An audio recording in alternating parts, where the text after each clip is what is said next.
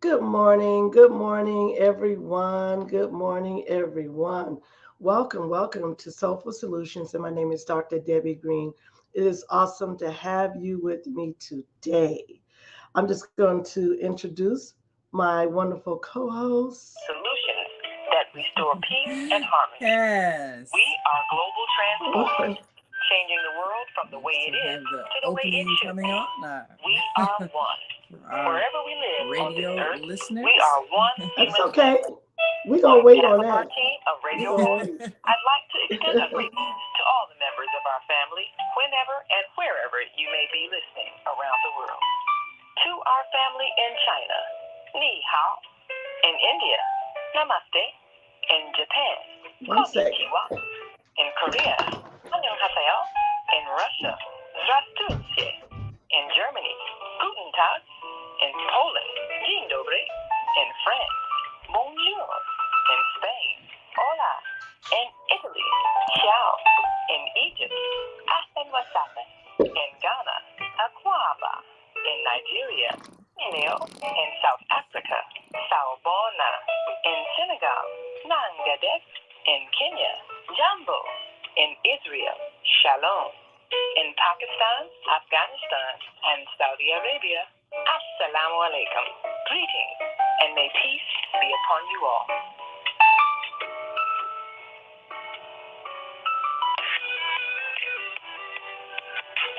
There she is. Soulful Solutions with Dr. Debbie Green on Thursday at 7 a.m. Central Standard Time and 8 a.m.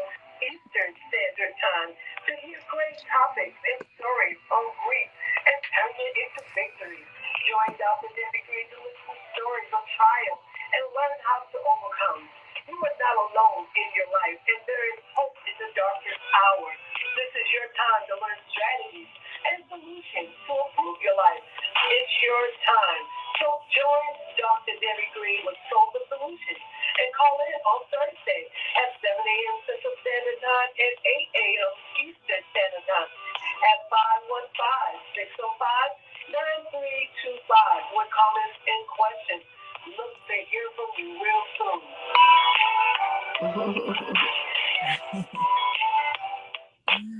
Yeah. All right.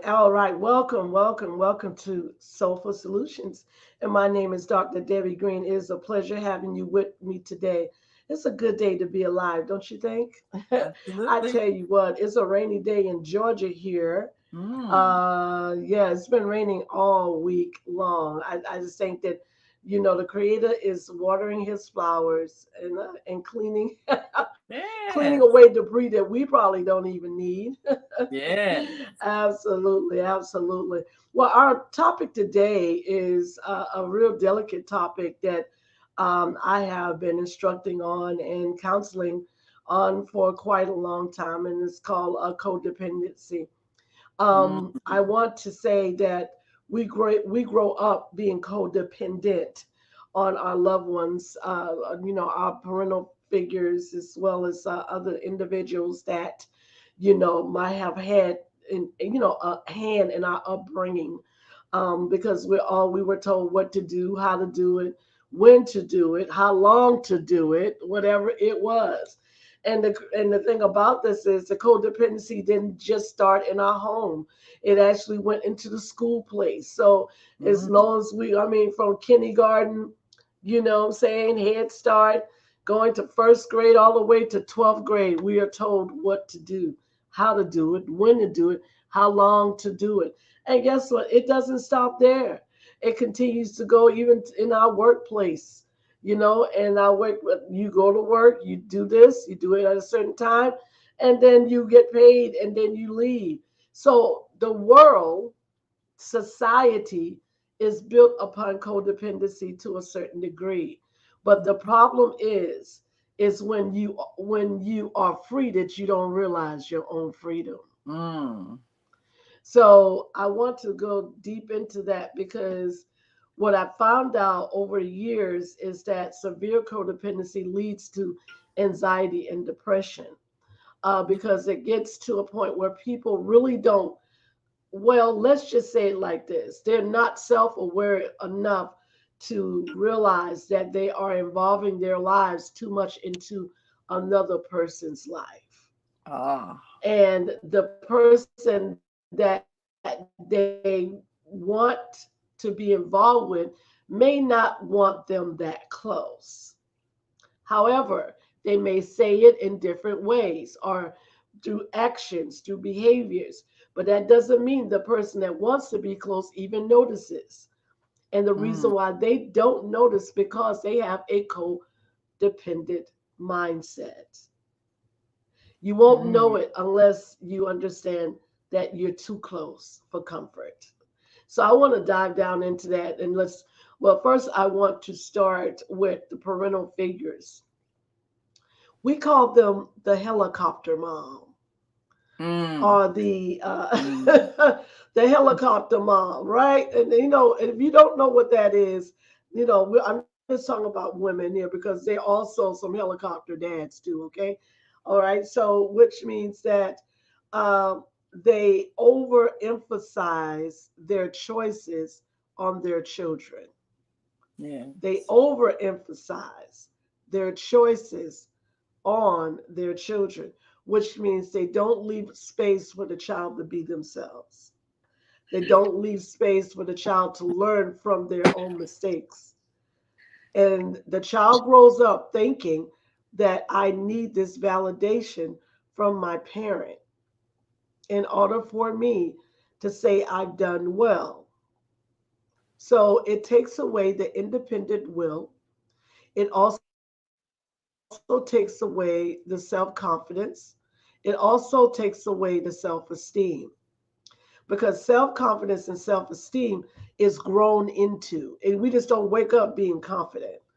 What happens is that we accomplish something that we feel that we did, and it makes us feel good.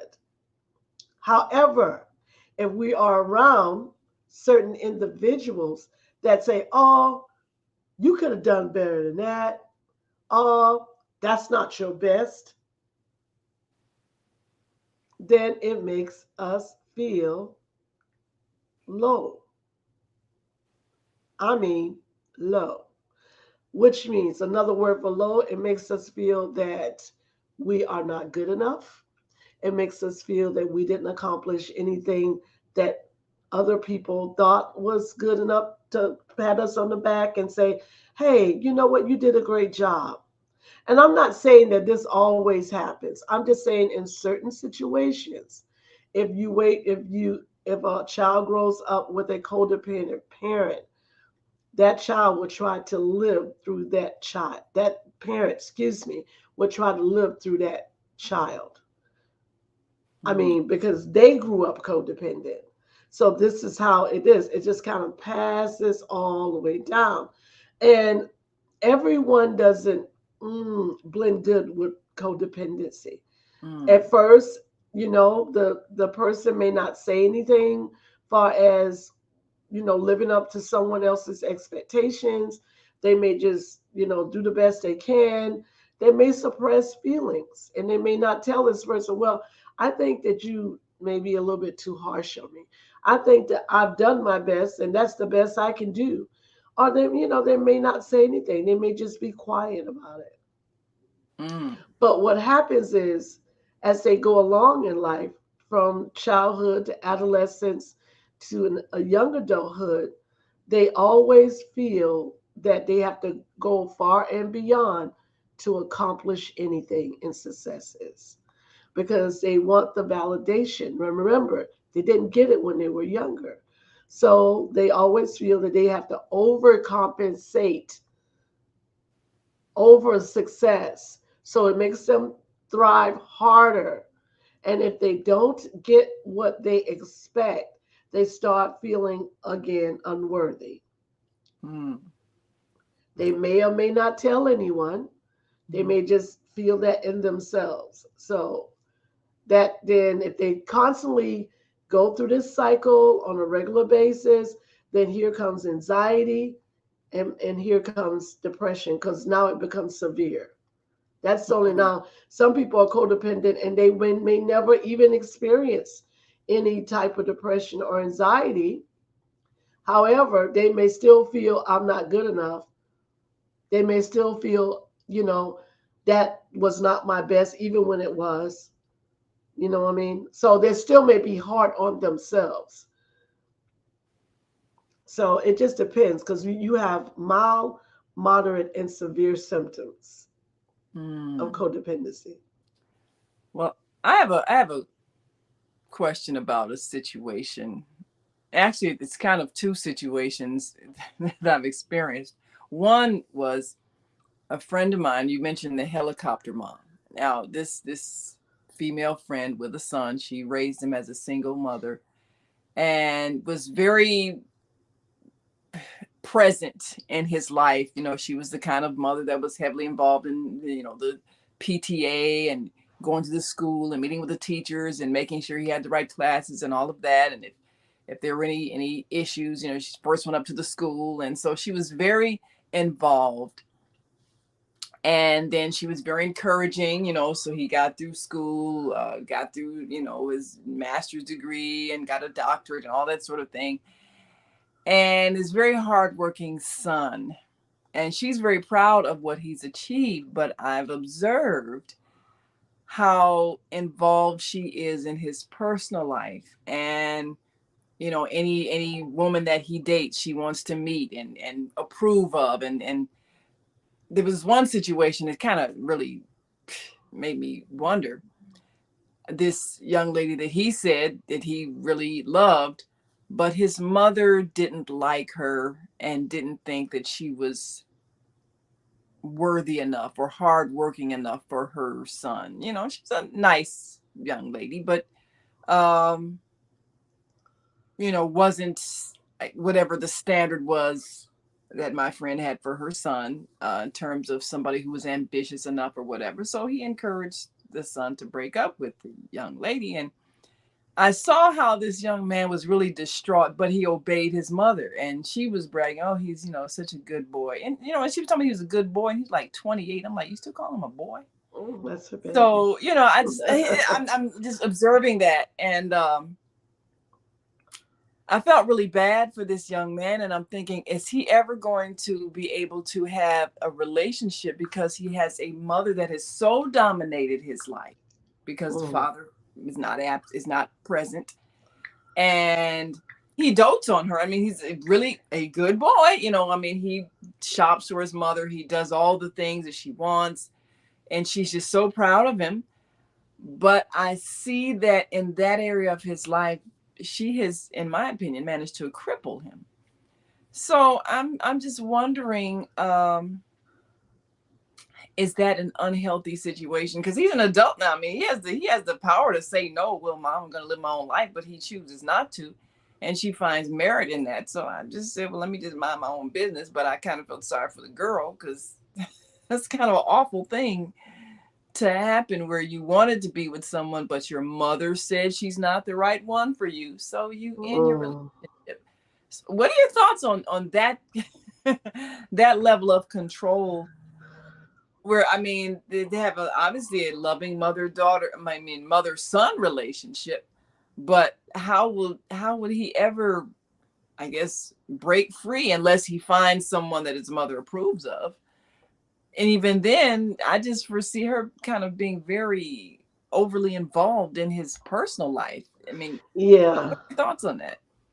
Well, one thing I just want to give a definition of codependency. So just in case someone's like, what is that? In a codependent relationship is an imbalanced relationship that one would rely on another's validation or opinions, even if they approve or even if they don't approve. And it is more so, they're seeking approval. So in this case that you are talking about, Naima, is that the son is allowing that because he's still seeking approval of his mom. Now, as he gets, of course, he's older now, and I'm sure at some point started way when he was a little boy. You see what I'm saying? And because of him just allowing that and with a continuance of same behavior, Now he's caught up in it. You see what I'm saying? So it's like I can't get out of it because I don't want to hurt her feelings. I don't want to disappoint her in any way. But then what he's probably realizing at this point is that it's not just him being a little boy saying, hey, don't do this, don't do that. Now it's looking at, oh, who are you dating? Now it's looking at how much time you are spending doing this or doing that. Or look again, when one's choices is actually influencing another person's life and interrupting another person's life. So there's a good chance that if and when this young man gets a significant other in his life, and if she does not approve of that person, that's when everything is going to start to change at that point.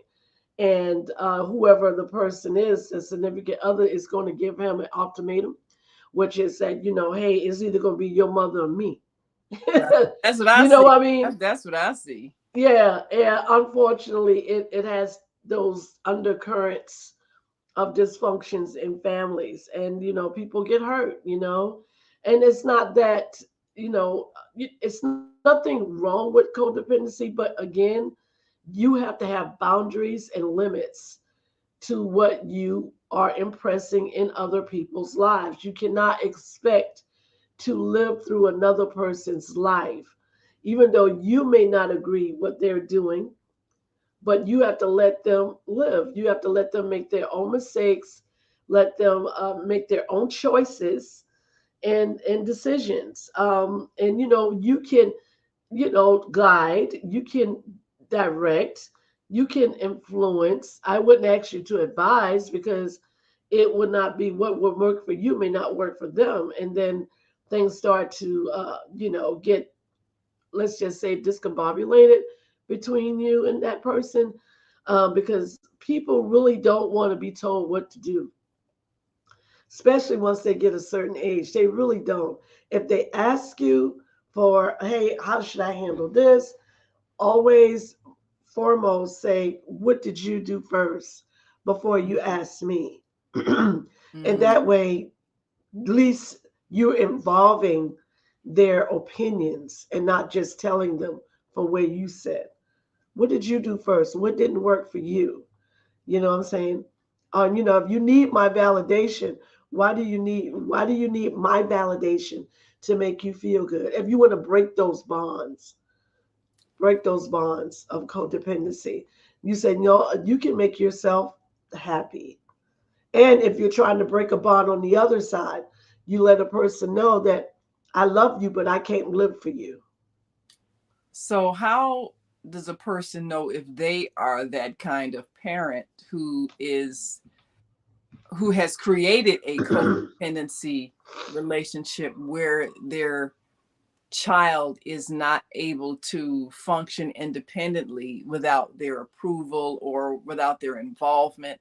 How does the person know when their desire to be a supportive parent has perhaps gone overboard and they have now rendered their grown adult child a bit dysfunctional because they can't operate or make decisions independently because of that overly strong parental tie? How does one know if one has become that parent that has done that to their child? When they put their needs before their own. Mm. Mm. Most parents, excuse me, most parents put their needs before their own needs are met. So if it's a cycle like that, um, like for example, let me give you an example. Like most parents, they will go completely without for long periods of time, Yeah. and give to their children, even when their children are fully capable of going to work and taking care of themselves, they still would do that. They would never, they think no is a dirty word to say, Mm. no, I can't do this. I think you need to do this for yourself. They just keep giving, giving, giving, giving until they empty out and they no longer have anything left to give. And then what happens then, the person that they're giving it to then feels rejected, even when the person that's giving it can't give it anymore, and makes them feel guilty because they cannot do it. You see what I'm Mm. saying? Because that person is going to automatically feel guilty because this is a habit. Codependency can be an addiction if you're not careful. The addiction is I have to make my family happy. I have to make my daughter, my son happy. And I got to do whatever it takes to do that. And Mm. when I don't do it, then it makes me feel like I'm not a good parent. It makes me feel that I'm not worthy. It makes me feel guilty. It makes me feel remorse. It makes me feel ashamed. And then when they Mm. reject me because of what I think that I don't do, then it makes me feel idolized. I mean, like ostracized. I mean, like the word I'm trying to look like when you feel pushed away, rejected, Yes, you ostracized. know, Yeah. ostracized. Yes, when you are to a point where, hey, I love you, but I don't understand why aren't you there for me when I need you? Mm. You see what I'm saying? I was there for you, blah blah blah blah. Okay, but now you're not there for me when I need you. So that makes them feel a certain type of way. You know what I'm saying? The person that they want it from usually doesn't even acknowledge the pain that the person is going through that doesn't receive it any longer. Mm. What I found out in my studies, Naima, is that most people, if they are suffering with depression, if they had a life of codependency from adolescent years, it could be one of the factors that keeping this, codependency going. But the codependency is also adding to the depression because one often needs validation in codependency. Did I do it right? Do you still love me? Do you still accept me? Because I need your approval. I need to know that you are still happy with me. So if that person is not getting that, you know, satisfaction from that person, then they start, feeling they start dwindling, they start decreasing in self value, then going into self defeat, going into self sabotage, and slowly but slowly they get into a deep pit because if that person ever leaves them in some way or rejects them for long periods of time, they start feeling extremely alone, and Mm. that's what causes the depression because it's grief. Then you go into a grief stage. Well, there's another situation. Uh, a friend that was going through some difficulty because he felt like his wife was being taken advantage of by her parents. They become seniors, and uh, she kind of takes care of them. They're not at the stage where they, are physically disabled in the sense of perhaps not being able to walk or drive, but she still runs errands for them and things like that. And she feels like, I'm being a good daughter. He feels like they interfere with the marriage, like, family time where, he wants her to be able to spend, Sunday mornings with them. But, oh, well, my parents need me to drive them to church, or my parents need me to go and do this, or if he maybe wants her to go to an event with him, uh and it's like, well, no, my parents need me to go and take care of this for them, or go and help them with this um issue with their gas bill or whatever the situation is. And he's kind of feeling like he's playing second fiddle to her parents. And I mean, they're middle aged, their children are you know college age and everything, but the parents, of course, are elderly. But you know, she feels like, well, they need me, and you should understand.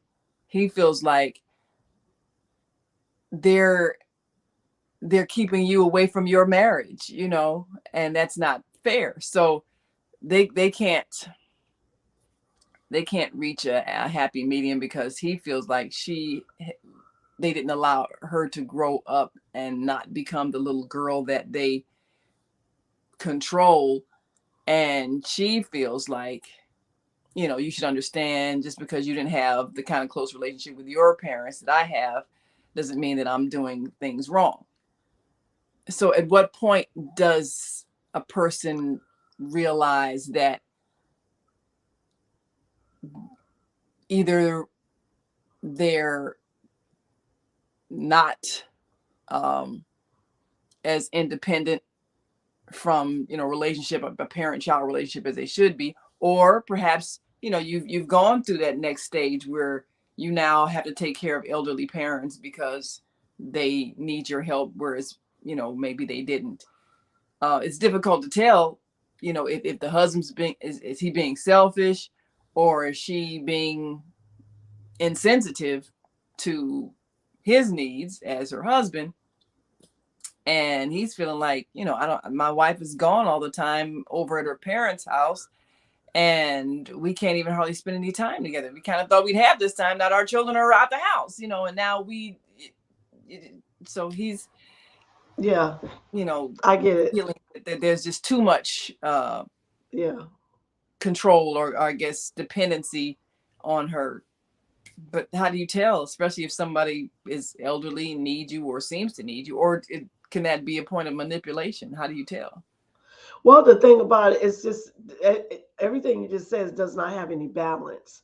So that which means that there's a good chance that the structured visitations are not structured. They're not structured, like they're not timely. They're like Mm-hmm. sporadic. And usually if it's sporadic, it looks to be like the where the husband sits at, it's like, wow, you're never home because it's not structured. Now if she told him, well, I'm gonna be over there and this is the schedule for the whole week, a whole month, on these dates, these times right here, then he already knows. Yeah, But there's no structure there, and she just pops in, and there's no structure, there's no timing, then he's going to feel left out. So yeah, if she structures it, and then she sits down with him and says, okay, what do you want to do for the week? What do you want to do for the next 2 weeks? What do you want to do for the month? Is there some things you want us to do, so I can put that in my calendar, so I can let mom and dad know, or whoever, I'm going to be here on this time, what I'm saying, on this day, and if there needs to be some other care involved, then somebody needs to call a home health agency, because they should have insurance, to have someone come in there at first thing in the morning, at to do whatever it is, maybe some light housekeeping, maybe making sure they get their meds, or whatever the case may be. It needs structure. What you said to me, it doesn't have any balance. yeah. Well, It's you know, sporadic. So uh, that's what they need to yeah, do. That way they won't get the husband and wife will not have these issues where one doesn't feel they have enough time with the other, because you're gonna know ahead of time. You're gonna right, know ahead of time. You right, see what I'm saying? So you can't complain when you already know the schedule. right. Now, one Unless thing he something did say, immediately happens. one thing he did say that came up, because he had suggested, well, you know, why can't they get one of these agencies? And she's like, well, why would I do that to my parents? You know, they have children. Their children should be taking care of them. And she said, well, what about your other siblings? You know, Yeah. you got a brother, and she's like, well, you know, men don't do that kind of thing. It's my responsibility. He's like, well, no, but that's your they're both your parents. How come you can't help? So, you know, It's it's her been, choice. She's yeah, making that it's been her choice. choice to just make him feel like you're not being supportive of me needing to take care of my parents, and him feeling like you're not putting any energy into our marriage, He's not a and they're just kind of priority.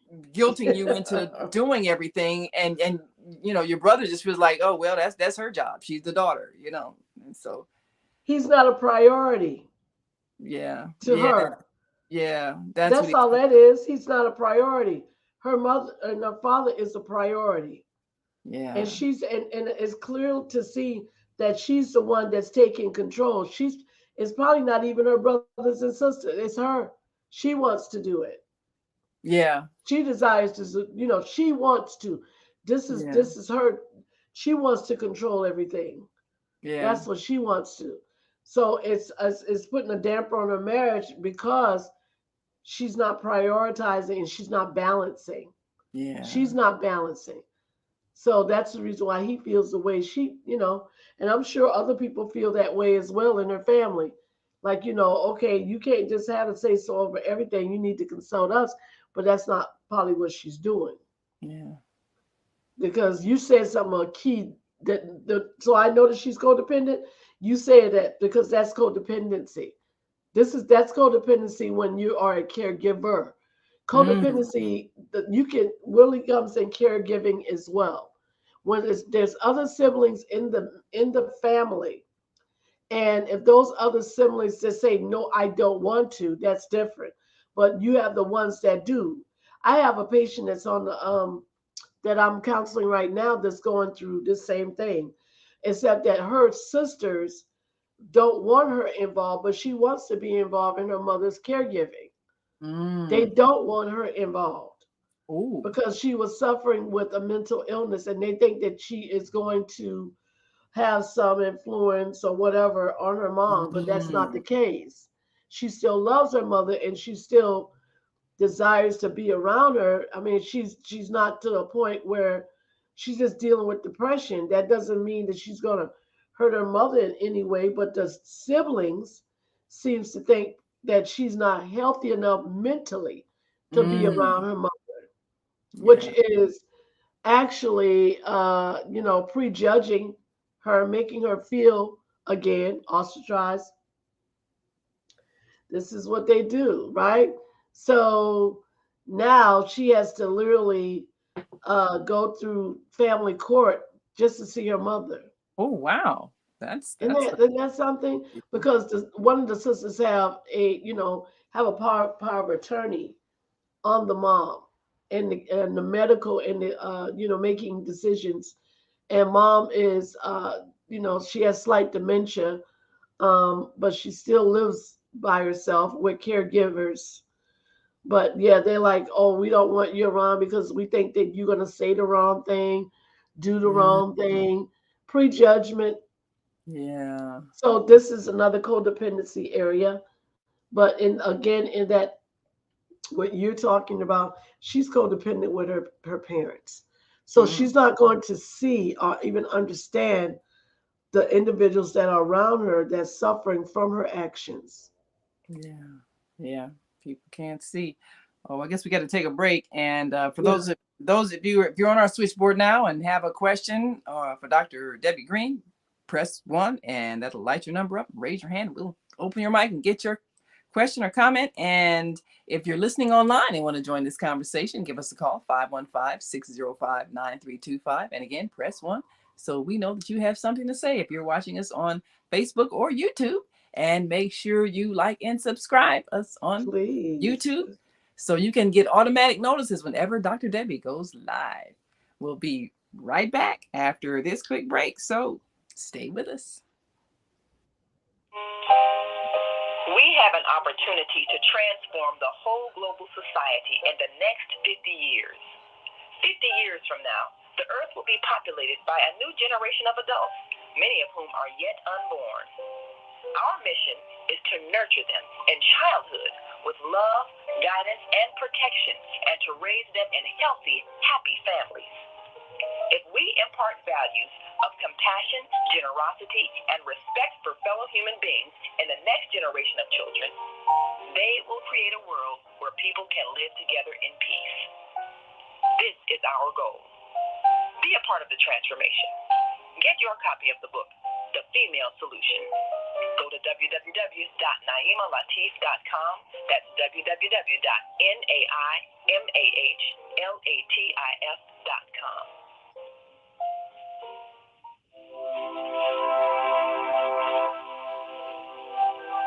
Do you want to live in a world without war?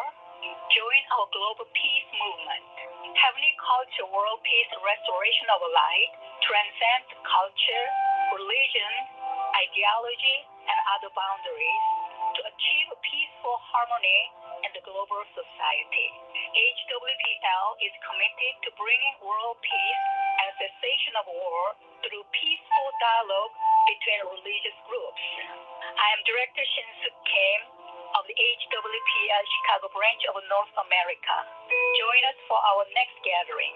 Call 773-580-1501 and be a part of the movement for world peace. Email us at chicagohwpl@gmail.com.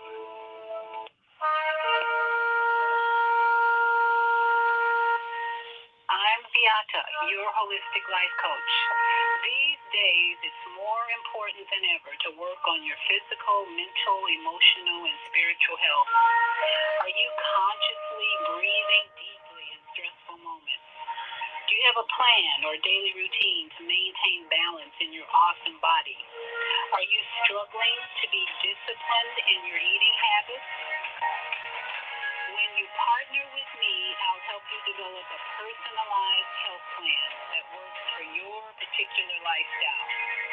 You can find out more about me at yourholisticlifecoach.com, where you can also review my 3-step protocol to guide you to abundant health. That's yourholisticlifecoach.com, and I'm Beata.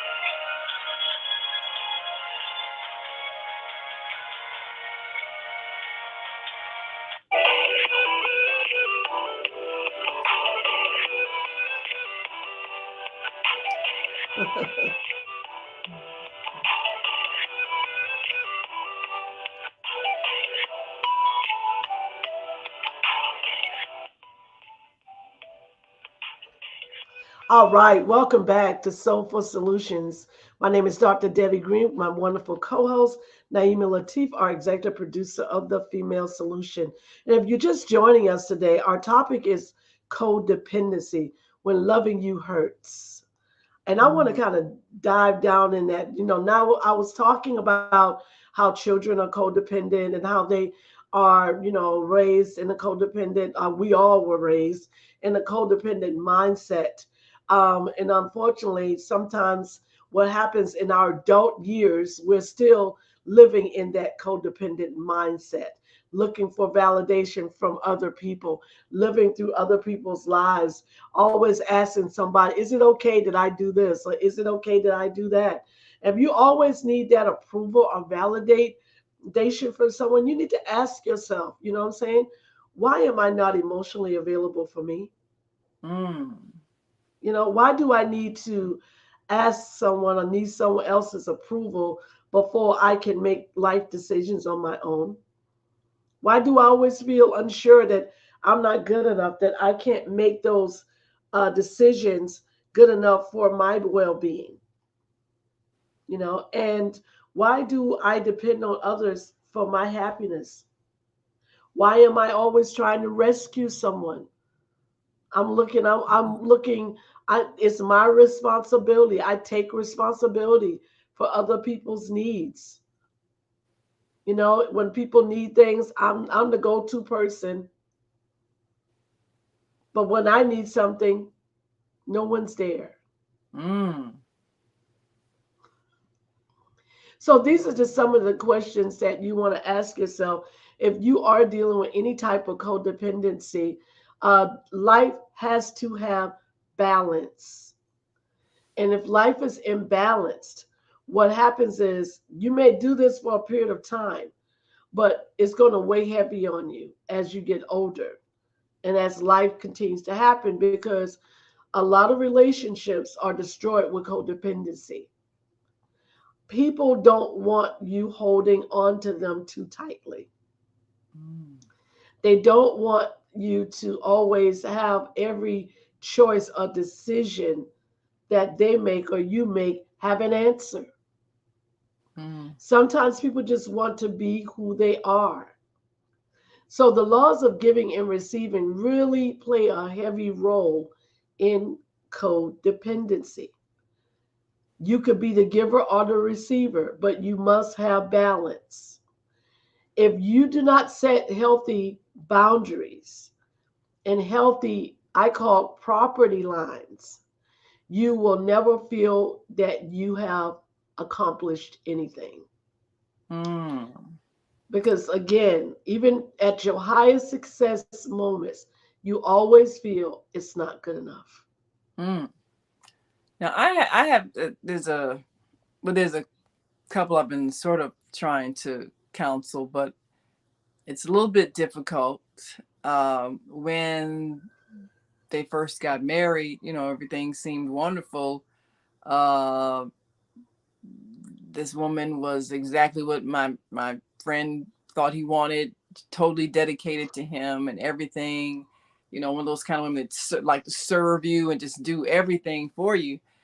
And he's an outgoing person. She's kind of reserved.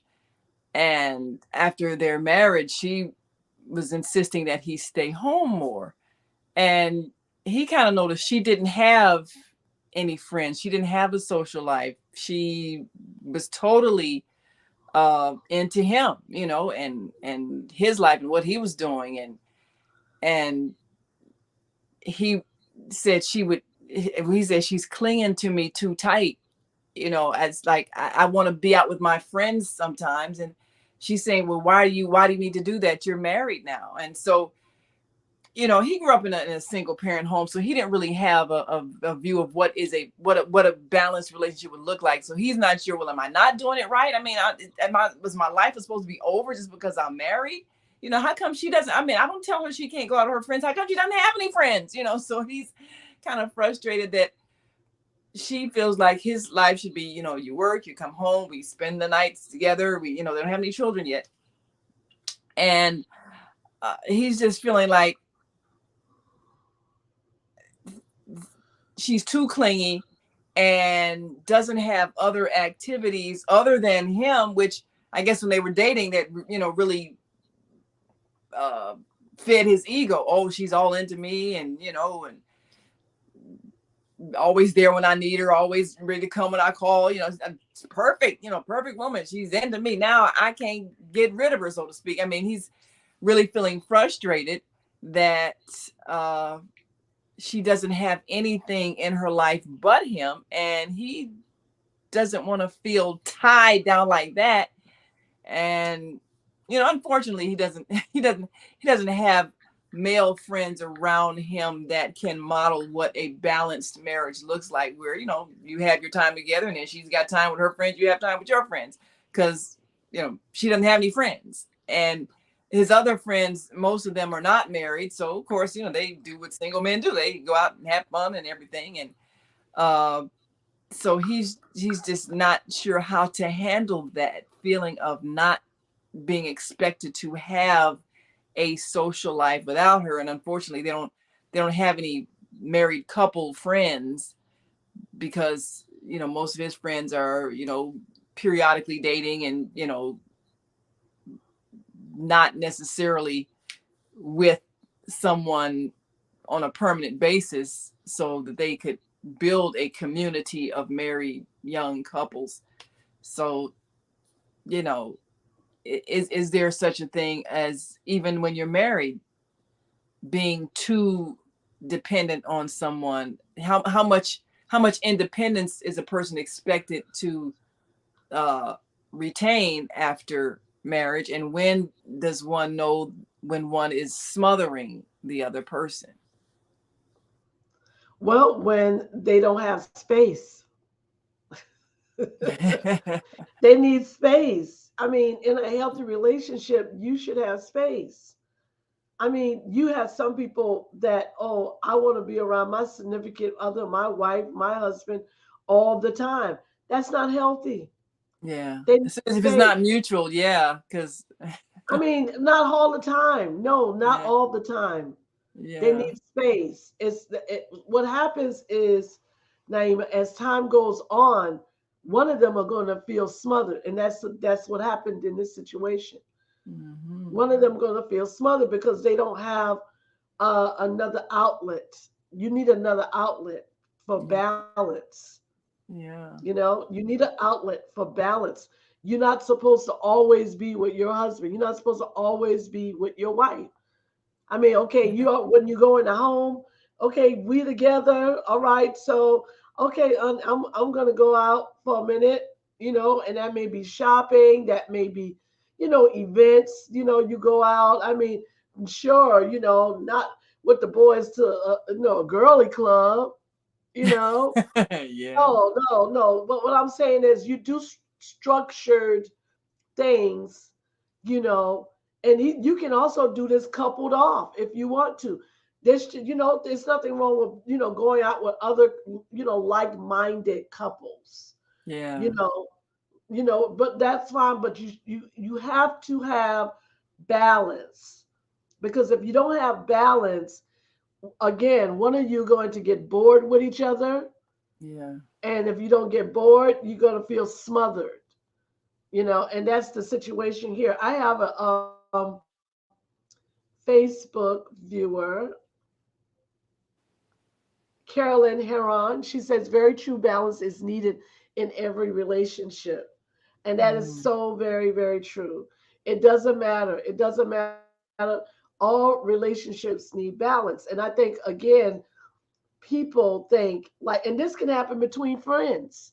Oh, why don't you, Yeah. why don't we go out together? Why are you going out with her when you need to go out with me?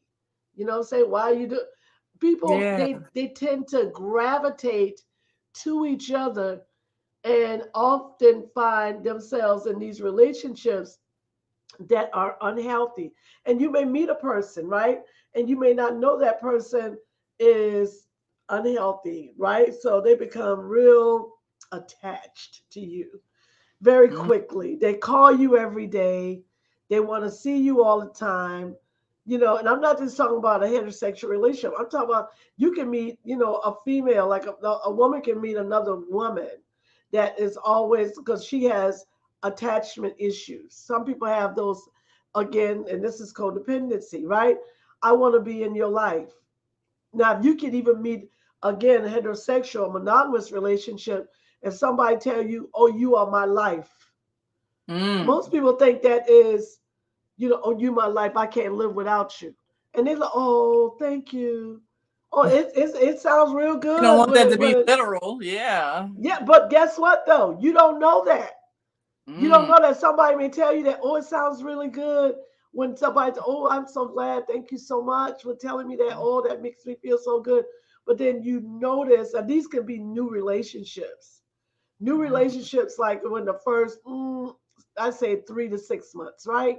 3 to 6 months, somebody says, oh, I love you and I can't live without you. I don't know about that, right? Yeah, I wouldn't want a person not to be able to live without me because one of us is gonna die before the other, probably, Well, unless not we only both in a car that, accident together. So you're gonna have to live you without me. started out like that. That's a red flag. No, that's a red Yeah, flag if you started out that way, yeah. because it lets you know that this person, that has attachment issues. Mm. Attachment issues. And most people, they do that. Then you have the other kind of codependent person that's looking for a person to be responsible for. Like, they draw people who have addictions, and they're Oh, always trying to help them with their addictions. oh, I've seen that. They I've always, oh no, well, I know he's going to get better, and he's constantly arguing and fighting you. You're constantly giving him money so that he can, keep his addiction going. mm. Oh, I know, It never get. he means well. He just needs help, or she just needs help. And you stay in it, and the longer you stay in the relationship, the worse it The gets. They worst it start to gets. use you. Now they involved with somebody else, and you don't even know, because you And then yeah, codependent. right, You see what I'm right. saying? You said this thing can take a different turn. So now you in the dumps. This person has left you. You done give them everything you had. You done went to the end of the world with them because they were your world. You Mm, told that this is my life. I love you. You know, you need to understand how much I love you. Okay. All right. mm. So now that love that turns into torment. It ain't no more love anymore. It's obscured. It's dysfunctional. And you still right there trying to rescue this person. We Now, know people like that seen, in life. I have seen that, and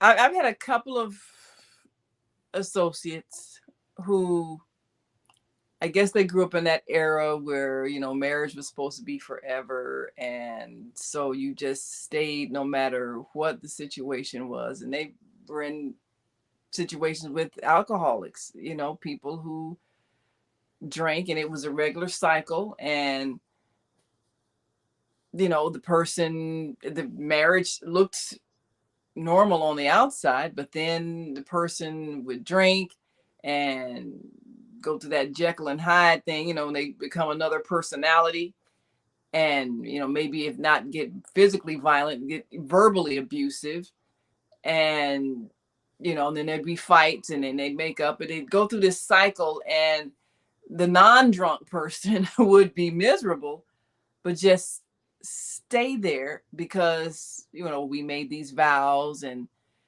they complain and complain and complain, but never leave. And I mean, I had one friend that I finally learned not to say anything, just let her vent, because she wasn't going to leave, Yeah. and B, her husband wasn't going to get help. So that's just how their marriage was. It was stuck in the dysfunction.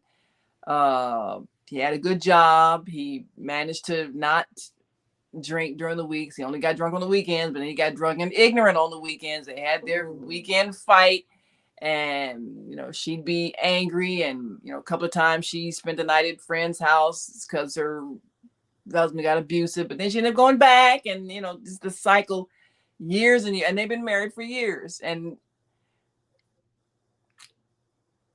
I think people just get used to dysfunction, and that is just the life they've chosen to stay in. And Yeah. I just had to turn my emotions off and let her vent without even being sarcastic and saying, "Yeah, you say that, but you're going back to him." I mean, I don't even say that anymore. I just let her vent because that's just I what she's chosen to do. well, this particular relationship you just spoke of is very dysfunctional and unfortunately leads to health conditions. Mm, Okay, that's where it leads. Carolyn Heron made a great point as well. I want to read that to our viewers. Um, she said, some people can't deal with a person who doesn't totally rely upon them for everything. Somehow they feel like it's something wrong.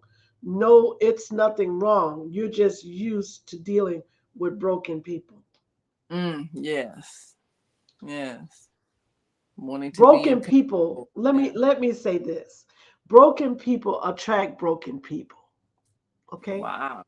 You attract to you what That's you are. you are yes, you attract what you Mm, are. That's the bottom line, right? So you have to ask yourself, why do I need completion within myself for another human being? mhm. Fix you, repair you, heal you first, and then you will attract someone who else is healed. Right. And it's an ongoing thing. It's an Right. ongoing thing. So I also want to ask our viewers to think about this rhetorically.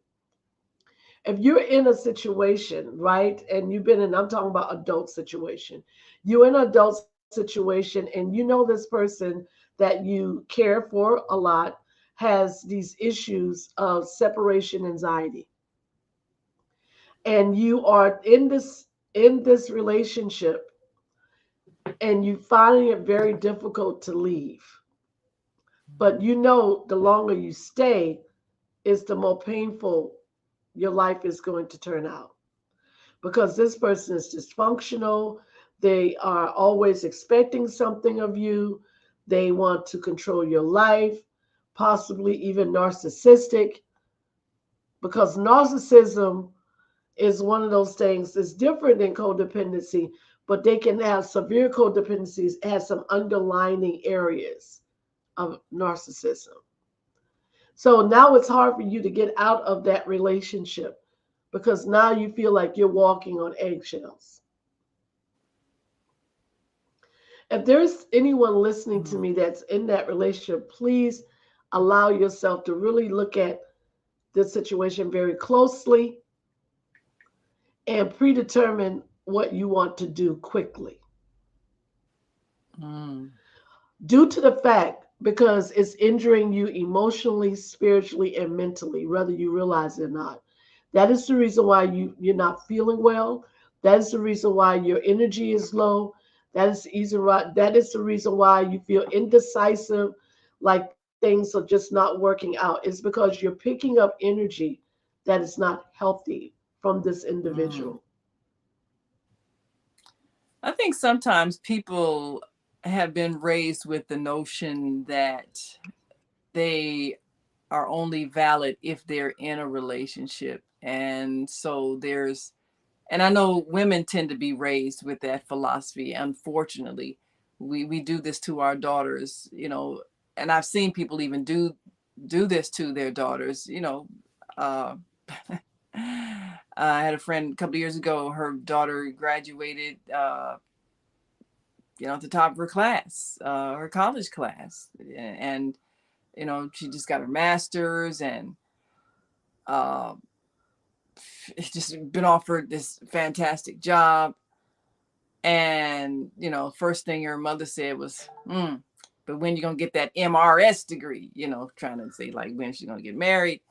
And the daughter kind of confided in me later, said she's always doing that to me. We're that's why I don't even like to come visit for holidays. Last Thanksgiving, that's all she talked about. And I had all these achievements I'm doing and everything.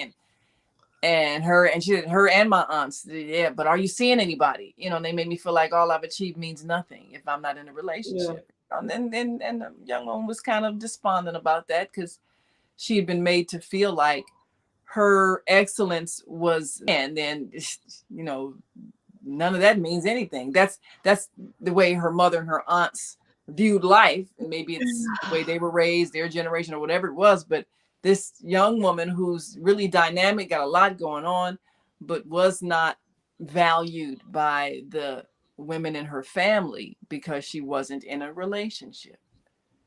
So are we doing this to our daughters? Are we setting them up to feel that they're not valid unless they're with somebody, that they need to be validated in order to be of value? Are we doing that? Well, actually, it just sounds like the mother is in placing her beliefs upon her daughter, and that's not fair to her. If she chooses not to be in a relationship, or if she has not found a significant other yet, then oh well. But she needs to be focused on her accomplishments, not on her personal life. That's not healthy. And unfortunately, the daughter, again, grew up in this same household. So she's still feeling the same way she felt as a child, not good enough. Mm, You see what I'm saying? And yeah. this is what families do to each other, unfortunately. And if that person doesn't have a strong um, understanding of who they are and feel comfortable in their own skin, they will always feel, again, not good enough because of what someone else's approval was not validated. You see what I'm Yeah. saying? And it's sad that people don't know that they can harm each other with their words, and not look at being emotionally available for their own children or their own friends or whatever. Because if someone said it to you, it would affect you. But when you say it to someone else, you don't look at the effects that you are implying upon another person's life. You see what I'm saying? Right. Right. That's what you call no awareness Mm, mm. and no emotional availability. Yes, yes. Well, we got to take a break, and we got a hand raised in the studio. So, Okay, let's take it. 312-597. We got to take a quick break, and we come right back and get your comments. And if you're listening online and want to join this conversation, give us a call, 515-605-9325, and press 1. That'll raise your hand in our studio, and we'll open your mic and get your thoughts. And if you're watching us on YouTube or Facebook, feel free to write in your comments, and we will share them with our listening and viewing audience. And we'll be right back after this quick break, so stay with us.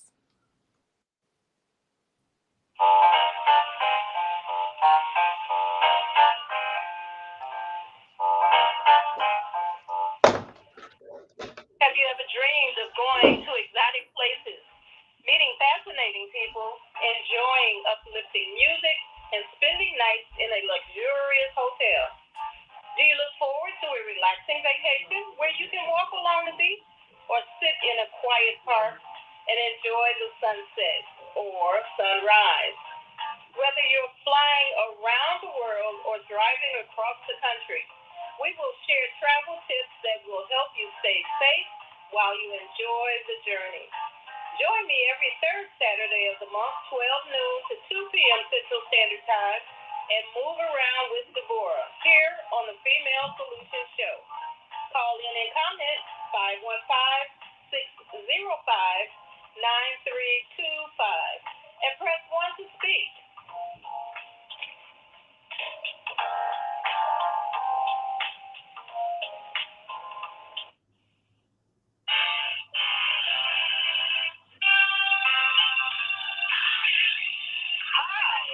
Mama Joy. And I'm Reverend Rosemary. Join us every second Saturday of the month, 12 noon to 2 p.m. Central Time, here on the Female Solution Global Radio TV show for Neighborship of Joy. We'll have powerful conversations inviting women to walk in the light. So call in 515-605-9325 and press 1 to speak to the host. You can also join us live on the Female Solution Facebook page and Saturday on the Neighborship of Joy.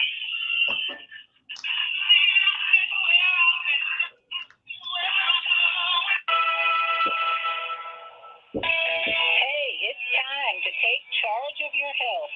I'm Beata, your holistic life coach, and every Friday morning at 8 a.m. Eastern Daylight Time, I'm here on the Female Solution to empower you to make choices that will assist your evolution to abundant health. I'm also blogging every Sunday evening at 8 p.m. Eastern Daylight Time at Soul Purpose Healing, where I bring you a spiritual chiropractic adjustment to bring you back into alignment with our Creator's love, compassion, and wisdom.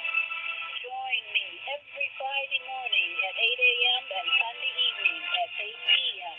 for a time of unity, enlightenment, and love vibration. Shalom.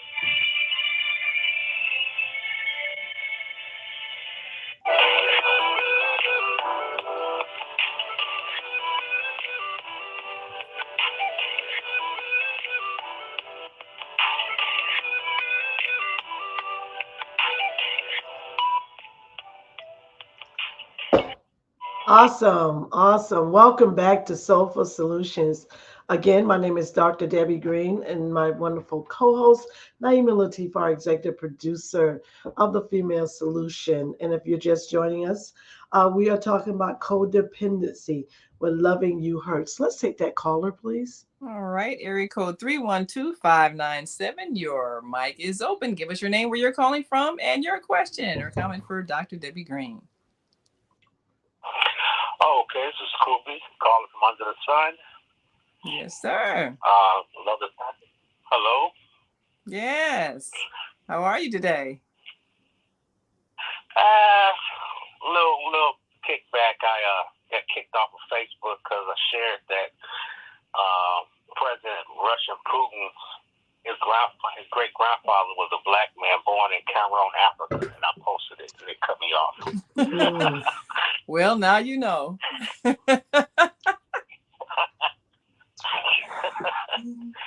know, it's all right, you know. I need to stay out of other people's business. Well, I mean, this conversation kind of hits home a little bit with me because I was such a focused child, held my virginity for a long time. I was just focused on, I knew I had gifts, and I was focused on succeeding. And so right before I went to college, my mom, she sat me down at the kitchen table. She said, well, when are you going to have some babies? I said, well, I'm going to college. What are you talking about? Well, I want to know when you're going to have some babies.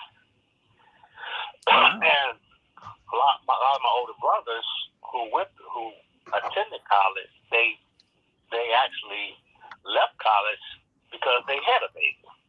And that hit me, when she told me that. And so when I did have children, I heard her voice saying, "Thank you." But sometimes we need to look at both sides. That situation with that young lady and her mother didn't know the value of the education and the focus that her daughter had. All she knew, probably, when she came up in the 50s or 60s, to have a child, that was the goal in each family. Yeah. It wasn't to go to college. You had a child, they have a big party for you. Oh my God, she's having a baby, and the whole neighborhood would get excited. That was the excitement, when I grew up, a pregnancy, that was like, you made it, girl. Yeah, that is it in some families. Am I right? Yeah, some families, especially that's what they value, And if you come along and you value something else, then you may be made to feel like you're less than competent in life because you didn't have children, and that's what they considered success, whereas you may be, like you were, reaching for an educational goal, a career goal. That was your priority.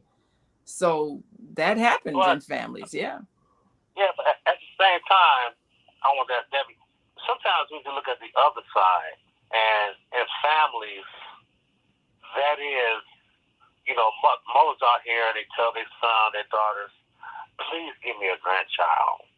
You know what I mean? That. Please extend the family. So to look at the other side, I understand where they're coming from. You know what I mean? Yeah. You know what I mean? You can't just say that they're wrong for saying it. I would be like a person if somebody, tell me something, I ask you, why you tell me that?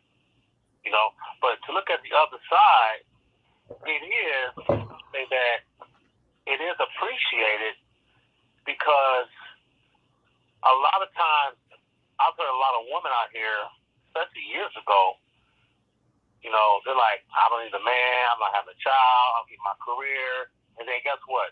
They're 35 and 40 years old with no children, no man, and they get stuck. You understand? That's happened to a lot of women right now. Well, I think like, oh my God, I should have met someone to take them along on this journey with me. That's my question to you. Yeah. Can we consider to take someone on the journey with us? Because when you reach that journey, you're choosing someone who don't have no idea what you've been through. So that's true. That's a good point. That's a good point. Well, thanks for bringing that up. And the point that Kofi makes about how sometimes parents will ask, well, when are you going to have babies? I tend to think that maybe that might be connected to people looking at who's going to take care of me when I get older, because that's part of it too. Before Social Security paid for in-home care, or Medicaid paid for that. If people didn't have children, they could really be up a creek. Now they've got senior citizens facilities and things like that, but there was a time when that didn't exist, and the only security you had was your children taking care of you, your grandchildren taking care of you, depending on how old you got. You know, if you get into your 80s and 90s, then you need somebody that's even younger to take care of you, and you look to your family. And so that was what was expected, that I'm going to have a child to take care of me when I get older and, no longer of full strength anymore. So I think that might be a motivation.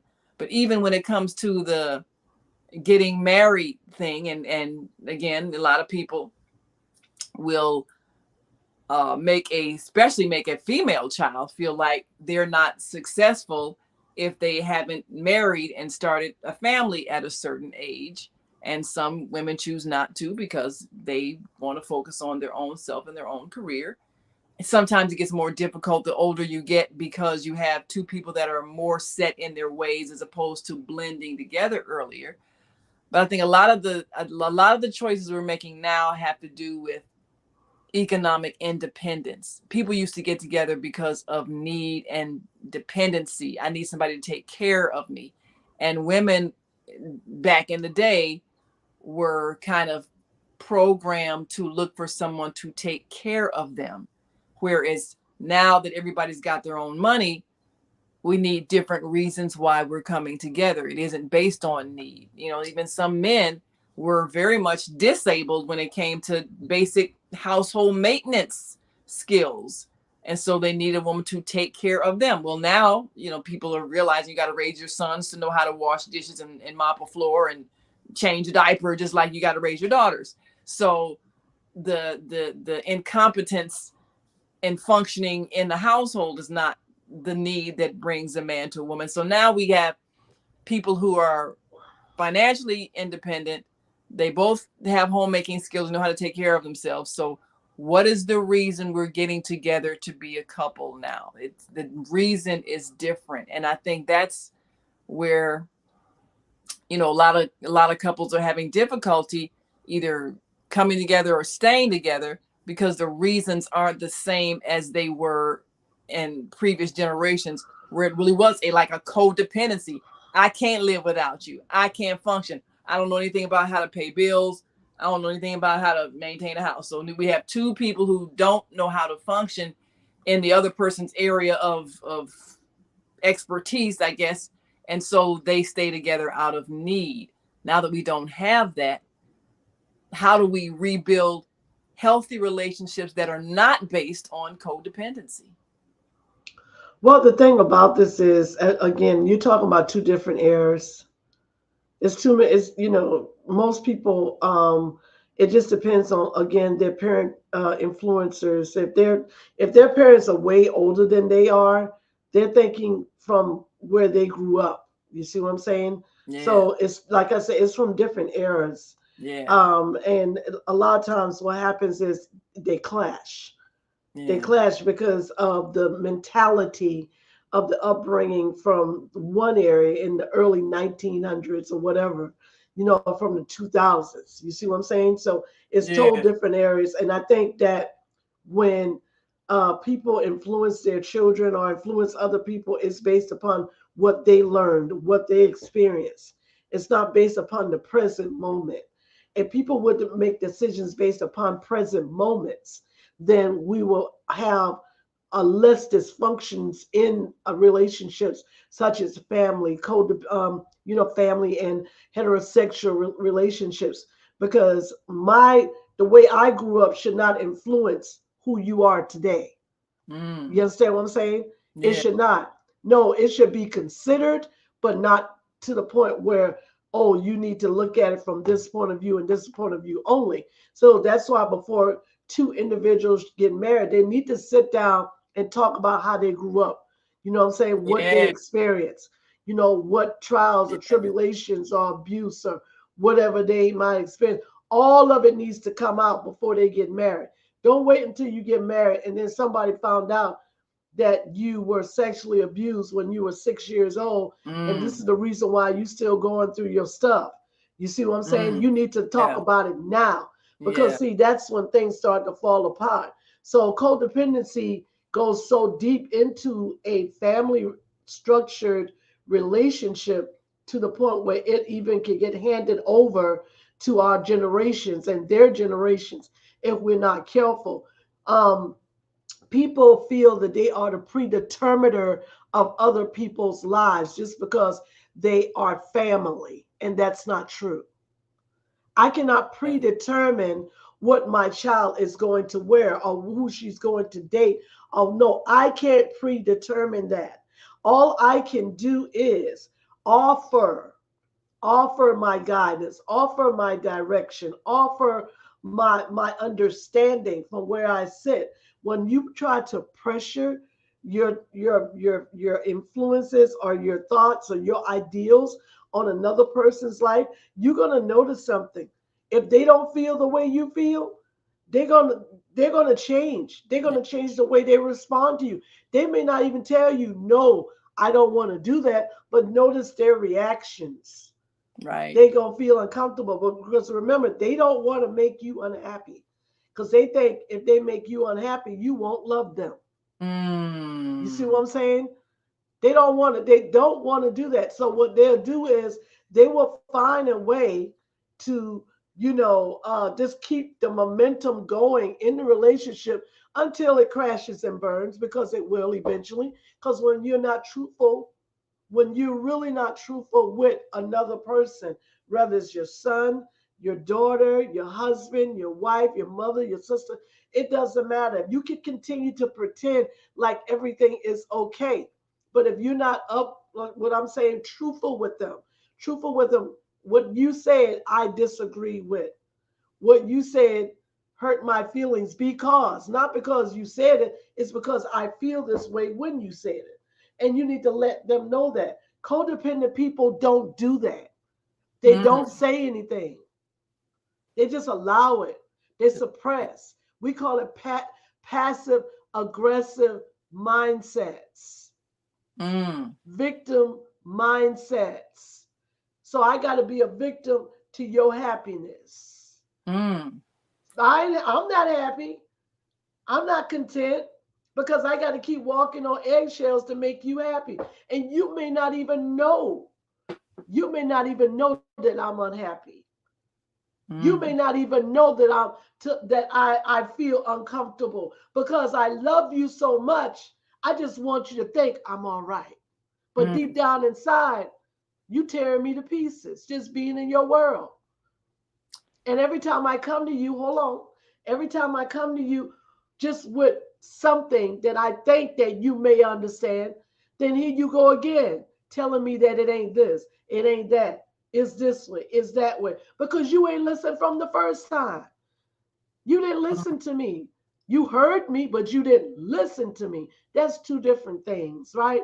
So what do we do in a situation like that? How can we come out of codependency to the point where people then understand, hey, not just see me, but hear me, feel me. I don't want to be ignored any longer, because what's happening is I'm starting to even ignore myself. Maybe I'm the person that has the issue because you ain't seeing that you're not changing. You're not doing anything different. So maybe it's me. That's what most people think is them. No, it's not you. Emotional manipulation, emotional deception, emotional sabotage is real. Okay.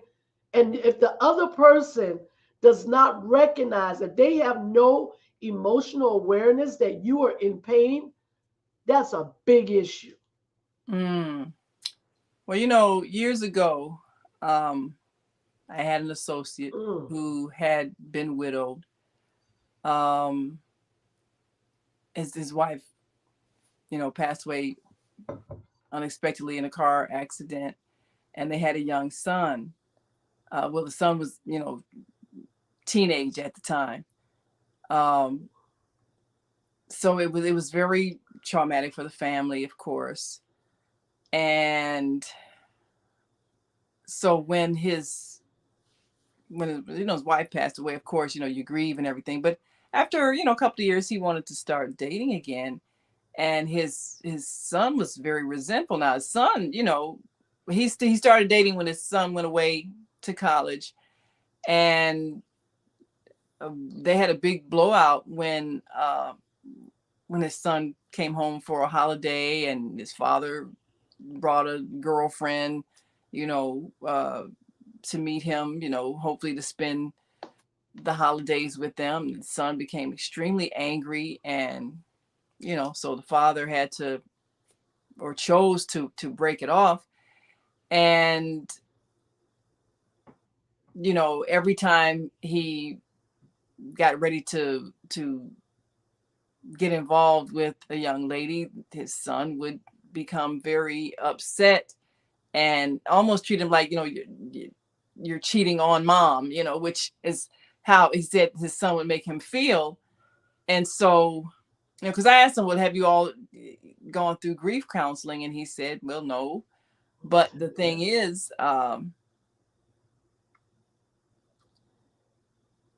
now that his son is grown and in his late 20s, because it's been over 10 years, they still have that relationship where the father is afraid to let his son know that he's seeing someone, because his son has never approved of him replacing his mother, so to speak. And that tends to create an issue if you're grown but you feel like you need your son's approval, or you can't openly bring Yeah. your person around your family because your son will be angry, you know. So that kind of it keeps the father in a perpetual state of aloneness. Well, that's going to be like that because neither one of them have grieved properly. And see, the son is still missing the mother because he has not let her go yet mentally and emotionally. So he cannot see his father with another person. Not Mm, only that, it's obvious that how they when she was present, there's a good chance the son was codependent on the mom. You see what I'm mm, saying? So that figure, that mother figure, that nurturing is no longer there. So he doesn't want a replacement because deep right. down inside him he's angry because it's not there. He's stuck in the stage, the grief stage of anger. That is the reason Oh, why he can't see. And if they didn't, if they had grief counseling, proper grief counseling, that will be something that would have surfaced, and then he would have known that, wow, okay, I'm still holding on to mom with my heart, and so my dad can't live his life because I'm still holding on to mom in my heart. You see what I'm saying? I can't see yeah. past what my heart is holding. You see what I'm saying? And then he needs to bring, that needs to be an acknowledgement for his son. Unfortunately, it is not there. So what's going to happen is that it's going to interrupt the father for continuing his life. And if he allows it, and this is the catch 22 in this, if he continues, the father continues to go and pursue a relationship, the son is going to probably get estranged from him for a period of Mm-hmm. time until he deals with his own stuff. His grief. You see what I'm Yeah. saying? He got to deal with his own stuff. Now, I got a question. How old is the son? Because that's a big difference. Well, I think it's about 29 now, going on 30 now. Yeah, he's old enough. He's old enough to go through some serious grief, counseling. Carolyn Heron said on Facebook viewing, that's an area where the son and the father needs to be dealt with. They both need a good counselor. Yes, yes. Yeah. And this is true. This is true. But again, codependency will interrupt our lives. And this is one of, again, now it shift. Like I said, the son was probably codependent on the mother. Now the mother is no longer in that spot. Then now he's codependent on the father. You see what I'm saying? So like, dad, I don't understand, why are you not understanding that you need to stay faithful to mom? And in his mind, he's cheating on his mother, but he's really not. The Yeah. the, the father's not cheating on his mother. The father's just going on with his life. which he's supposed to do. Because if he stays in grief, he will never go on and he will become depressed, and then other things will start breaking down in his life. And there's a good chance that the son is experiencing depression. It's a good chance of it.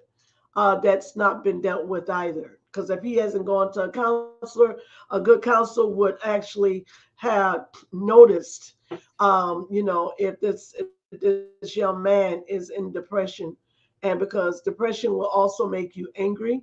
It will make you angry, especially when you're going through grief. It will make you Yeah. very angry. Let me Yes. see. I think our Facebook has viewer has a question. Hello, Giovanna Howard. Nice hearing from you again. She says, friendship codependency, does that stem from family relationships too? Yes. Yes, it Mhm. does. Yes, it does. It comes from family relationships. Usually, if there's a codependent trace or lifestyle, let me say behavior that's in family when a person is growing up, they usually take that same mindset to their adult life. That's what they do. Because of codependency, most people are not truly aware of it. They just do it. They don't know that it's codependency until something happens. And that's something when they fall in really uh, diverse circumstances where, they feel rejected by someone so badly to it puts them at a severe depressed moment, and they feel they can't go on without that person in their life or their approval. you know, um, it causes them to have great anxiety. It may interrupt their ADLs. Oh, because they start dwelling on the fact that person is not here. That person doesn't accept me. That person doesn't want to be involved in my life. So they start to dwell on that. And when people start to dwell on that, they start looking at other people to be the same, but it's not, and it becomes very unhealthy. Yes. You got a Very. caller we can maybe squeeze in before the break. Um Okay. 312-833. Your mic is open. Got a minute before the break. Go right ahead. Well, and y'all shalom, man rising. Assalamu alaikum to you, our family. Walaikum salam. Minister Plum, how are you? Lord Trump. Oh, yes. Oh, this is an excellent topic because I've had personal experience by seeing when brothers and sisters want to get married or anyone want to get married, they can call on me. Well, we're glad you're willing to encourage marriage. We appreciate I that. believe we'll stay together for a lifetime. A lifetime is 50 plus years. I seen my grandmother and grandfather do that together. I seen my father and my mother stay together for 40 plus years until she departed, and my father was left. And then I seen myself stick and stay with my wife just 30 years. So we got a tradition in terms of a long time or long term family relationship, and especially marriage. I think that marriage is the law of God. That is what God wants. See, family, to me, to honor God, to honor your father, and honor your mother, and honor the elders, that's family. That's fantastic. And thank God for you all, Sister Naima Latif and the female solution. Yeah, well, we appreciate you as well. We definitely appreciate you as well. You all are fantastic. Yes, For real. yeah. For real. Yeah, well, part of the we appreciate you as well. We got to take a break right now, but definitely want to say thank you for your call. He brought up something though, and I think that we maybe need to take a look at that after the break. There is kind of a like you said, generational thing about marriage, and sometimes if people stay single and they have relationships but they don't get married, I know the generation before us really frowned on that, and that could also be a thing that affects people, when they're the relationship that they're in isn't honored the way a spouse would be honored, because the couple chooses for whatever reason not to marry, and then they have to, I guess, fear the disapproval of those who don't validate a non-married intimate relationship. That can have profound effect on family relations. We got to take a break though, so we'll come back, and if you're listening online and want to join this conversation, give us a call, 515-605-9325, and press 1 when you're ready to speak, and we'll come right to you and get your thoughts. You're listening to and watching the Female Solution Global Radio TV show, and of course this is Soulful Solutions with Dr. Debbie Green, and we will be right back after this quick break, so stay with us. Is Monday morning a struggle to get out of bed into the swing of things? Well, don't worry, you are not alone. Join us for thought-provoking, stimulating, and mindful conversations on higher learning with Zelda Speaks for your Monday morning mindfulness session on Blog Talk Radio, The Female Solution, Mondays, 7:30 until 9 a.m. Be sure to send your ideas, thoughts, comments, and suggestions. Also, if you'd like to be a guest on the show, visit zeldaspeaks.com and send us your info. We'd love to have you. Experience mindfulness moments with the mindfulness/stress release coach, Zelda Speaks. And thanks for sharing the mindfulness moment tip of the day. Stay on purpose, stay empowered, and stay tuned for your next session of mindfulness on higher learning with Zelda Speaks. Make it a mindful day. And thanks for listening.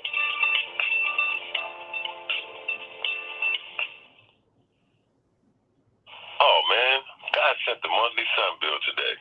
This sunlight is really expensive, especially during this season. I'll probably have to work overtime to pay it. Well, you better pay it on time. We don't want the sun to go out and we're sitting up here all day in the dark. Wouldn't it be terrible if God charged us for sunlight? Well, thank God, the light and heat from the sun is free. So why are we paying such high bills for the energy we use in our homes? Because we don't know how to use solar energy, the free energy from the sun. You can convert your regular home to a solar energy home and save tremendously on your electric bill. Take a look at your electric bill. Wouldn't you like to reduce or possibly even eliminate that cost altogether? Let one of our solar consultants show you how. Call today, 312-849-3456, and schedule a free consultation. That's 312-849-3456.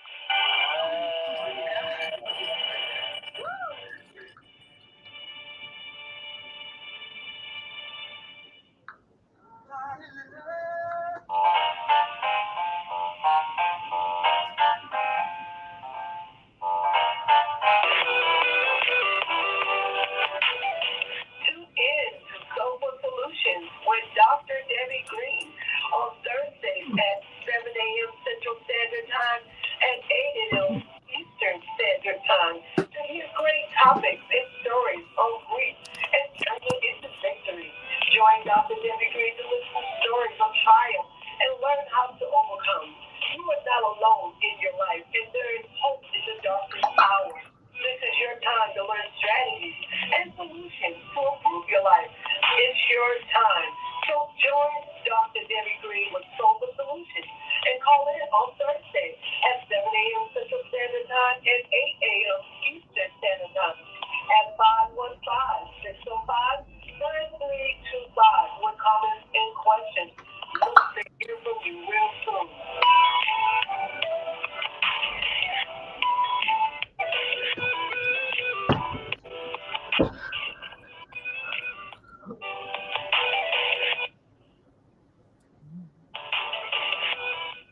All right, welcome back. Am I coming? Welcome back. Welcome back to Soulful Solutions. we just ran through a whole commercial, and I'm still here. Absolutely. I don't know. Did we have a caller, or did you say you wanted to address a question? Renee? I don't know. Did we have a caller, or did you say you wanted to address a question? Renee? I don't know. Did we have a caller, or did you say you wanted to address a question? I don't know. Did we have a caller, or did you say you wanted to address a question? Oh, well, I think we were the last caller had brought up how families look to their Relationships. children to get in relationships and get married, and sometimes that raises issues because I'm observing that many in this era, maybe those that are usually considered of marriage age and childbearing age, they're choosing not to marry, and some of them are just choosing to have children and not marry. And then because the philosophy is divorce is too painful and costly, so when we break up we don't have to go through all that, which is kind of like we're not expecting to last forever. We're just going to last until we don't like each other anymore, and that's the best we can do. So I don't know if that has changed our culture when it comes to relationships, if it's changed the way uh like Kufi was saying, people saying, well, when you'll give me a grandchild, because they're thinking, well, okay, we need the family structure where the child gets married and they have children, and the grandchildren then are there to take care of me, and that's kind of how it's supposed to go.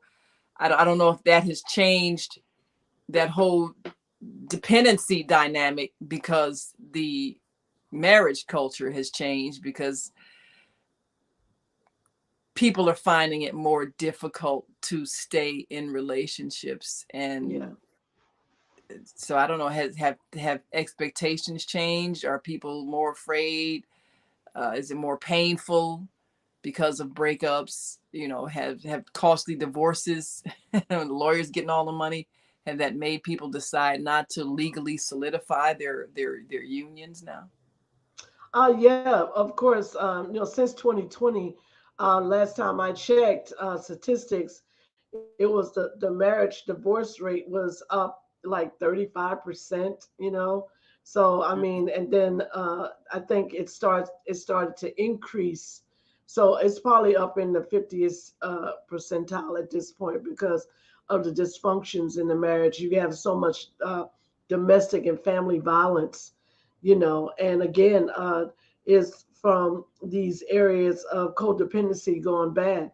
My life revolves around yours revolves around mine.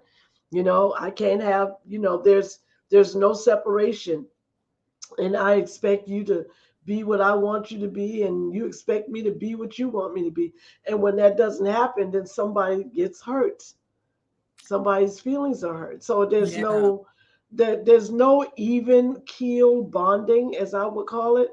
It has to be even keel bonding. It has to be aware, hey, if you don't agree with me, okay, I still understand and love you. You know what I'm saying? We're not going to go and keep these bouts of, I call, heavyweight champion fights going on and on and on. You know what I'm saying? And if you're honest and you're truthful and you keep that momentum going, then it eliminates a lot of this underlining area of dysfunction. Because again, passive aggressiveness, you're not Mm. honest. You're just allowing things to happen, but you're Mm. not honest. You do So, it, but you really don't want to do it. so do people really need to learn how to be married before they get into a relationship that Absolutely. is Yes.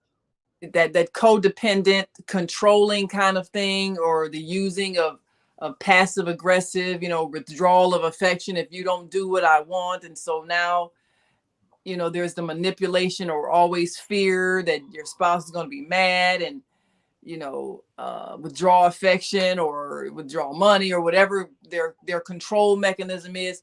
And for a lot of people who grew up in dysfunction, for them that is what marriage means, and so that's what they don't want.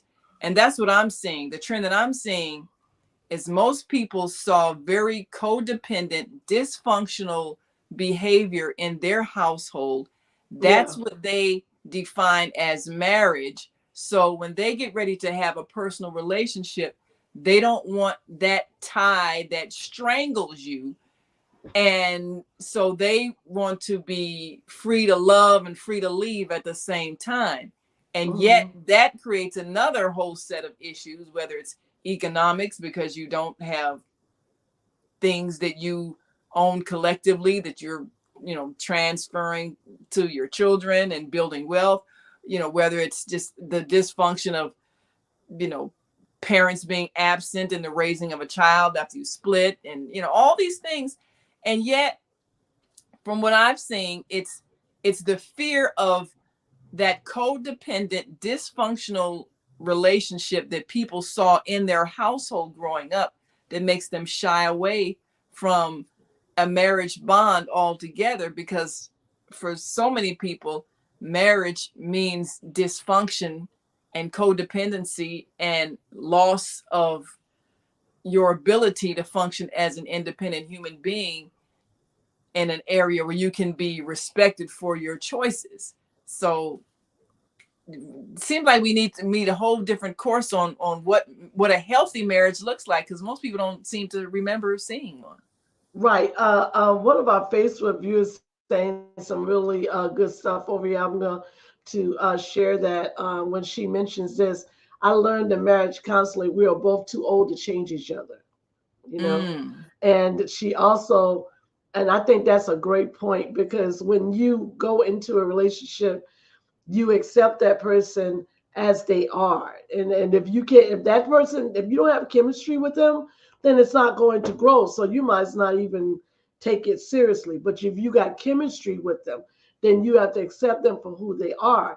Now, the best thing to do is to bring it all, like I say, bring it all out in the opening. So whatever nerks or what they call, bells and whistles or red flags or whatever's going to come out, it needs to come out at the beginning stages of a relationship, not in the middle or the end. You know what I'm saying? Because it's going to Mm-hmm. cause a major problem. She also said,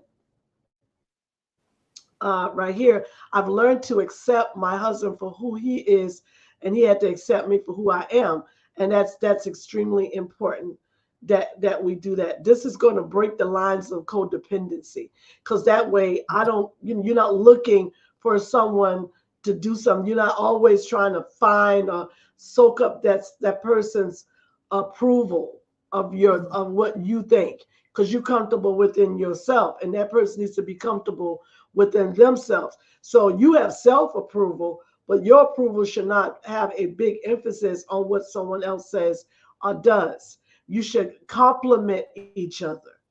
That's what it is. It's complement each other. It should be a balance there. Where you may not be strong, then he will be strong, and vice versa. It should be a balance. You see what I'm saying? That's the way it's supposed to be done. But when you get involved in a relationship where you may struggle with this one more comment that she also made, but you as a person must learn to separate what's good and what's bad from your family, then develop Yep. your family values. And that's major right there. That's a major thing, because a lot of people again are still living their family ideals and not determining anything on their own. And so they're still looking for satisfaction, looking for someone to tell them it's okay for me to be me, Mm-hmm. and that's, if that person doesn't agree that you are who, they can't see you through their eyes. See, this is the thing that people don't realize something, right? You cannot see a person as they see themselves. It's hard to do that. It's hard to do that. So, which means if I'm living up to another person's expectations and they're looking at me as something totally different, then guess what happens? I can't live up to their expectations because they don't see me the way I see myself. They can't. It's hard. And that's when things start to fall apart. That's when dysfunction and defective relationships then take precedence over that person's life, and they find themselves, again, we go right back into that self-defeat, self-sabotage, self-destructive mode. I'm not good enough. I'm not this. I'm not that. They don't love me. They don't love you because they can't see you. They can't understand Mm. you. How can they love? See, people can only love, let me say this, they can only love in the capacity that they love in. See, some people don't know how to love 100%. because they didn't experience that love from growing up. You see what I'm saying? They may not Mm, have had a parent that was emotionally available for them to let them know it's all right. You can love yourself. You don't have to always look for me to give you this or look for me to tell you that. Let me help you love and listen to your own being so that you are able to make conscious decisions for yourself. Okay, that may have never happened. So what does right. that person do? They grow up looking and seeking it outside themselves. So that's when they Yeah. walk on these eggshells, trying to please somebody, trying to look for somebody else's validation again, appreciation, approval. And if that person's not giving it to them, oh, you don't love me, or you don't like me, or you don't this. It's not that. It's just that it's not supposed to come from them anyway. It's supposed to come from what's inside of you. It's supposed Hmm. to come from what's inside you, not from your mother, not from your father. You have to be the predeterminant of your own fate. And if you're not comfortable with yourself, you need to ask the question, what makes me uncomfortable with me? That I have to always look to find, to search for someone to tell me that I am loved. So, how do you, if you were raised by very critical parents, which many of us were, and there's always a fear of parental disapproval, even into your adult years? Because I've seen a lot of people that are still worried about, that sharp tongue from their mother, because that's what controlled their behavior their whole lives. And so they're still responding to that. How does a person cut the ties in their own mind so that they are no longer needing that validation or no longer affected by that person's disapproval? Because I mean, what's the worst thing a person can do? I mean, you're grown, they can't spank you anymore, they can't banish you to your room anymore. So what is the fear? Is it fear of withdrawal of affection, withdrawal of love, withdrawal of approval of that Mhm. parent who you've been conditioned to look to for approval and love, and if you don't get it you feel bad about yourself because that's kind of how they conditioned you by the way they raised you?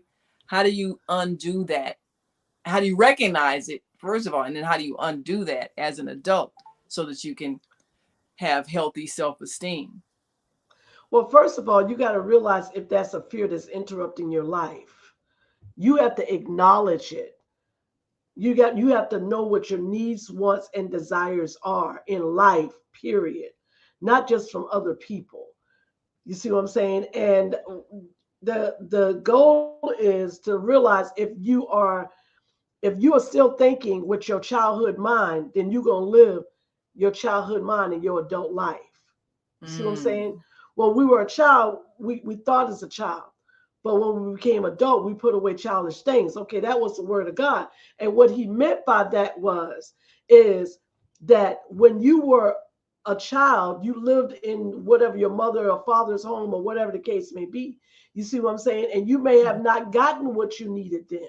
You may not felt the love. You may have not felt nurtured. You may have saw that everything was just bad or negative or dysfunctional or whatever the case may be. However, at some given point in your life, this self responsibility got to kick in. It has to kick in. If you can feed yourself, if you can clothe yourself, if you can give yourself water when you're thirsty, okay, you need to take care of your inner being. There's no excuse that you cannot take care of your inner being. So when the little child didn't get what it needs, the adult child needs to give it what it wants, Mm. what is yearning for. We need to fulfill our yearning in ourselves and stop looking for other people to fit this bill, to fill that void, because there's a hole, Yeah. there's a void that's inside of us, and that void is not completed. It is not filled with another human being. It's filled with yourself. It's filled with you believe in a higher power. It's filled with those things. Otherwise, you're going to keep living the brokenness. You're going to keep living the fragmentation. You're going to keep living the impactment that you had when you were a child. There's two sides to the hemisphere. There's two sides to Yeah. every coin. There's two sides to life. Choose life or death. That's all it is. Ain't no gray shaded area. What is life? Life is I need to live abundantly. What does that mean? That doesn't mean to just have money or jewels or a big house, a fancy car. No, I need to live abundantly. I need to make decisions for myself because if I don't make them for me, who's going to make them? You see what I'm Right. saying? I got to know where I'm driving to. I got to know my hand is on the wheel of life. Okay, if I take my hand off, guess what? Autopilot gonna take over. Autopilot is your Mm. subconscious mind. And if that mind has been traumatized, if that mind's been abused, if that mind has been in grief or despair or anger, guess what? It's gonna lead your life. And this is the same thing dealing with codependency. Most people want to hold on to somebody because they don't know how to hold on to themselves. So it's Wow. easy for them to hold on. Let me hold on to you. I need you because I don't Mhm. know how to need myself. I've lost myself a long time ago. I never even knew who I was. You Ooh. see what I'm saying? So I lost identity. I lost identity along the way of life. So here's the adult me that's suffering. The adult me is suffering because I didn't get it. I didn't get it when I was Okay. younger. Okay, I can either do one or two things. I can soak in this, I can allow it to destroy my life, or I can say to myself, okay, self, get it together. You are So- not a victim. You're not going to be enslaved to nothing that hurts you. You are free. You are free in your mind. You're free in your spirit. And freedom is free. You ain't got to buy it. You ain't got to barter with it. You ain't got to borrow it. And you ain't got to steal it. You just got to live it. Mm. Freedom is free. You know how many people walking in bondage right now and don't have to be in bondage? So many. You know how Yeah. many people are walking right now? They're so angry and rageful that they want to destroy themselves. I just actually, let me tell you something very quickly. I read I mean, I see this all the time because I study different things when it comes to domestic violence and family violence because that's something that I've been focusing on, and I mean I'm focusing on it for a reason because I am creating a project called Rise. Rise is coming very soon. It's Right. coming like next month, and I'm going to be on every social media platform every day. I'm going to be posting. Rise it means reaching inwardly for spiritual empowerment. We Mm. have to realize something that everything that we're looking for is on the inside of us and not on the outside of us. And Yeah. that's the problem. This man, I read this. This happened uh just recently, like the last couple of days. This father, this family was torn to pieces by one choice.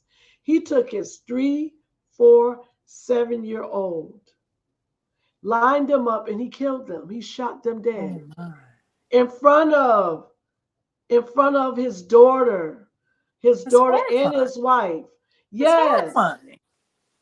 he What shot mental them illness did he down. have? What was happening in him?